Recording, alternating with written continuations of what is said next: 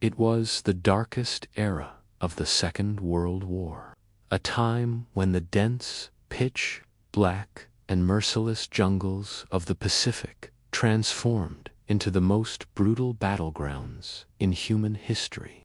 The year was 1943.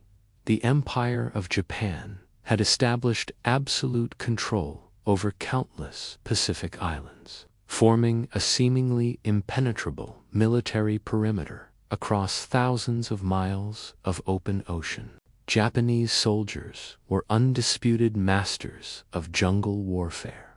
They hid atop the highest rainforest canopies as deadly snipers remained motionless for days inside treacherous swamps and vanished into thin air after striking swift, lethal blows against Allied forces.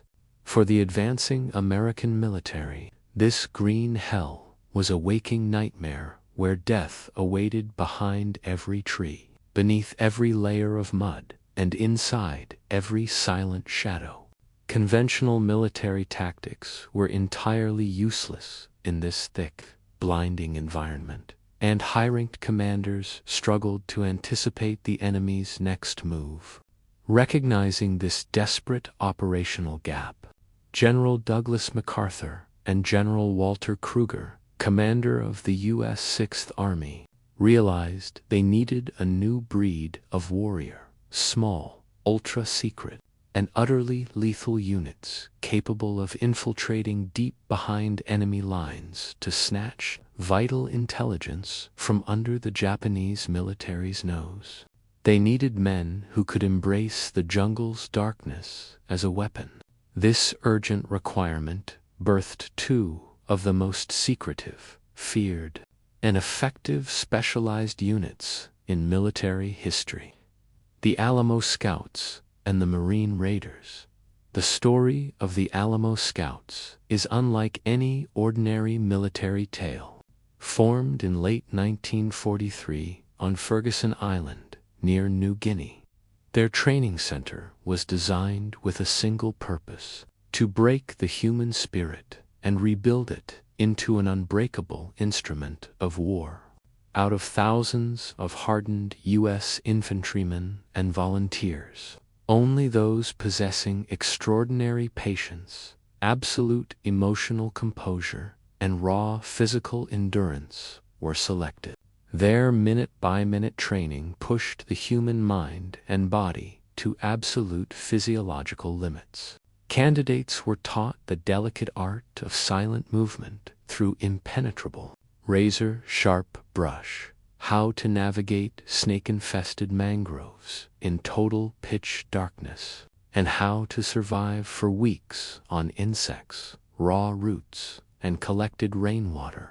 They mastered advanced hand-drawn map-making, silent hand-to-hand elimination techniques, underwater demolition, and covert radio operation until they could stand in the middle of an active Japanese army camp without leaving a single trace. For the Alamo Scouts, one rule reigned supreme above all others: absolute stealth. Success meant slipping quietly into the absolute heart of enemy territory, gathering critical intel, and vanishing without the Japanese ever knowing they were there. If a single shot was fired, the mission was considered compromised. Their purpose was not to engage in massive firefights, but to forge the hidden path to victory for the conventional armies coming behind them. When the Alamo Scouts deployed into the dangerous, untamed jungles of New Guinea, they faced a dual threat: the fanatical Japanese Imperial Army and the unforgiving jungle itself. Tropical diseases like malaria, dengue, fever, dysentery, and gangrene were constant threats, alongside venomous snakes, swarming insects, and a suffocating humidity that literally rotted human skin and military gear within days. Yet these scouts turned this green hell into their personal domain. Operating in tiny teams of just 5 to 6 men, they launched from silent submarines or rubber boats under the cover of pitch-black nights, making dangerous landfalls on heavily defended islands. Their primary objectives were to pinpoint Japanese troop movements, locate hidden supply depots, map concealed coastal artillery emplacements, and observe enemy airfield activities. Often, they sat completely motionless just yards away from enemy command posts for days at a time, camouflaged under dense foliage and mud. They listened intently to Japanese officers talking, calculated troop strengths, sketched precise defense maps, and slipped away into the night without triggering a single alert. Based on their razor-sharp intelligence, the U.S. Army launched devastatingly accurate amphibious assaults that caught the enemy off guard. Time and again, the Alamo Scouts performed deep recon in terrain that Japanese commanders considered completely impassable. They became ghosts of the jungle unseen, unheard, yet dictating the fate of every major battle. Operating alongside these intelligence operatives were the formidable Marine Raiders. If the Alamo Scouts were the masters of ghost-like reconnaissance and covert observation, the Marine Raiders were the ultimate architects of swift, violent, and devastating hit-and-run raids. Formed early in the war under the guidance of visionary officers like Lieutenant Colonel Evans Carlson and Lieutenant Colonel Merritt Edson, units like Carlson's Raiders and Edson's Raiders were built specifically to wage asymmetric, aggressive warfare deep inside enemy-controlled territory. They were trained to hit the enemy where it hurt most, destroy critical infrastructure, inflict heavy casualties, and vanish back into the wilderness before the Japanese could organize an effective counter-response. In the hellscape of Guadalcanal, the Raiders executed combat maneuvers that defied traditional military precedent. During the famous Long Patrol, Carlson's 2nd Marine Raider Battalion spent 30 continuous days behind enemy lines in brutal, uncharted terrain. They cut off Japanese reinforcement routes, systematically destroyed supply lines, and eliminated over 400 enemy combatants while suffering minimal casualties of their own. Their sudden, ruthless attack methods struck deep psychological terror into Japanese garrison commanders, who began to believe they were fighting an invisible, supernatural force that struck from the dark and vanished into thin air. Together, the Alamo Scouts and Marine Raiders stood at the absolute tip of the spear in the Pacific War, setting the stage for the final, most dangerous operations in the Philippine archipelago.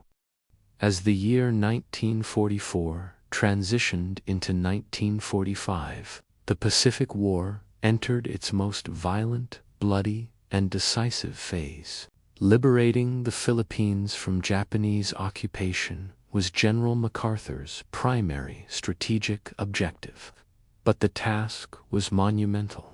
Japanese forces under General Tomoyuki Yamashita had transformed the Philippine archipelago into a massive, interconnected defensive fortress. They turned every mountain ridge, cave system, and coastal mangrove swamp into a deadly killing zone packed with snipers, machine gun bunkers, and elaborate underground tunnel networks. Landing blindly on these shores would mean catastrophic losses for incoming American infantry divisions. Once again, the Alamo Scouts were called upon to execute missions that bordered on suicidal. Weeks before the main invasion fleets arrived, small scout teams were inserted deep behind enemy lines by submarines, night-flying aircraft, and stealth patrol craft. Their task was to map enemy coastal defenses down to the smallest detail, establish contact with local Filipino guerrilla networks, and secure landing beaches.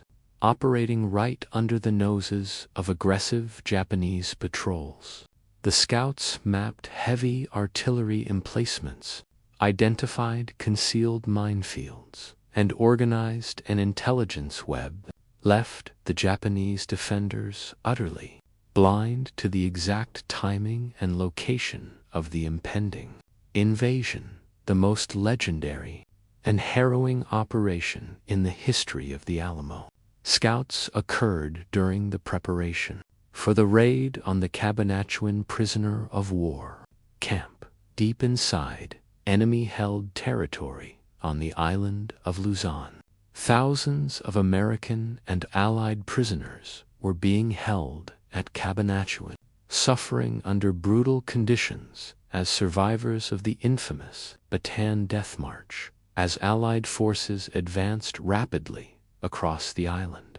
Intelligence revealed that Japanese guards had received standing orders to liquidate all prisoners to prevent their liberation. Time was running out, and thousands of lives hung in the balance. A small element of Alamo Scouts, led by Lieutenant William Nellist, was dispatched to conduct deep reconnaissance of the heavily guarded camp. The Scouts moved through open terrain and entrenched themselves mere yards from the camp's perimeter fence, blending so perfectly into the sparse environment that Japanese sentries walked right past them without realizing they were there. 4 days in the scorching heat, the Scouts logged guard rotations, mapped automatic weapon placements, and tracked patrol schedules down to the exact minute. This flawless, hyper-accurate intelligence allowed the U.S. Army 6th Ranger Battalion and Filipino guerrillas to execute one of the most successful rescue missions in military history, liberating over 500 prisoners with virtually no Allied casualties. What truly sets the Alamo Scouts and Marine Raiders apart in the history of special warfare is their astonishing operational success rate, discipline, and unmatched precision.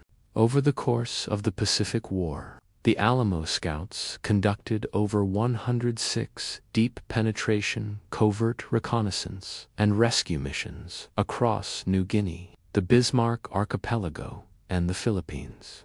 Despite spending thousands of cumulative hours operating in the absolute heart of enemy territory, surrounded by tens of thousands of Japanese troops actively hunting them, their operational record remains one of the most remarkable achievements in modern warfare. Throughout their entire operational existence, from 1943 to 1945, the Alamo Scouts never lost a single man killed or captured in action during a mission. It is a record of tactical perfection that stands virtually unmatched in the history of global special operations forces. This unbelievable streak was not a matter of luck. It was the direct result of ironclad discipline, relentless physical training, and absolute tactical mastery. They understood that in the unforgiving jungle environment, a snapped twig, a misplaced footprint, or a heavy breath could mean instant death, and they operated with zero margin for error at all times. By the time the Empire of Japan formally surrendered aboard the USS Missouri, these jungle commandos had etched their names forever into the permanent annals of military history. They proved to the world that major wars are not won solely by massive armies, heavy armored tanks, and massive naval bombardments, but also by small, elite groups of fearless individuals whose intelligence, stealth, and tactical brilliance can alter the outcome of an entire military campaign. The Alamo Scouts and Marine Raiders laid the very foundation for modern special operations warfare as we know it today. The combat tracking techniques, long-range jungle navigation methods, counterinsurgency tactics, and covert reconnaissance doctrines they pioneered in the Pacific were later refined and integrated into the doctrine of elite units like the U.S. Army Special Forces, Green Berets, Navy SEALs, and international counter-terrorist operators worldwide. They were the undisputed kings of the Pacific jungle's warriors who turned the enemy's dangerous terrain against them, operated silently in the dark, and changed the ultimate course of World War II from behind enemy lines.